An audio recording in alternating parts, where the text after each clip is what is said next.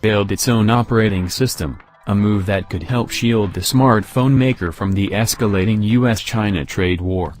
The reveal of Harmony OS comes months after the Chinese tech company was placed on a US trade blacklist that barred American firms from selling tech and software to Huawei, unless they get a license to do so.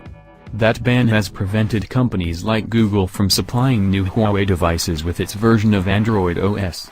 Harmony, which is called Hongmeng in Chinese, is completely different from Android and iOS, Apple's operating system, said Richard Yu, the CEO of Huawei's consumer business group. He announced the software Friday, August 9, 2019, at a developer conference in Dongguan, China. Yu said that Huawei can start using Harmony in smartphones at any time, but he said that the company is giving priority to Android right now. "We will switch to Harmony system when we can't use Android," he said, adding that it is not that difficult to migrate from Android to Huawei's own system. Harmony will be deployed first in Huawei's smartwatches, smart screens, smart speakers and other devices, including in-vehicle systems. Devices that use Harmony will be integrated with each other. The company also said that the operating system will be open-sourced. Huawei is the world's second-largest smartphone seller, behind Samsung, and it has relied on a suite of Google services for its devices, including the Android system and the Google Play App Store.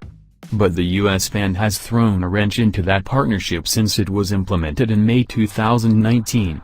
Consumers who already owned Huawei smartphones were largely unaffected, Google said in May. But the blacklist limited Huawei to the public version of Android for new devices, thus cutting it off from Google apps and services, including Gmail and Google Maps. Sales of Huawei's smartphones have suffered in international markets as a result, but have held up well in China, where most of Google's popular products are banned anyway and Huawei has been offering alternatives.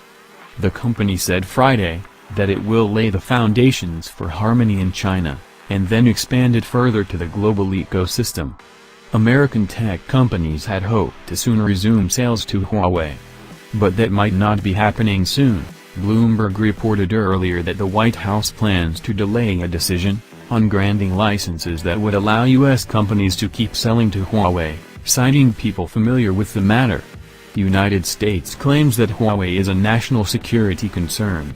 Huawei denies that is the case, and says that none of its products pose a national security risk. Don't forget to share us your thoughts and opinion in the comment section about the Harmony OS of Huawei.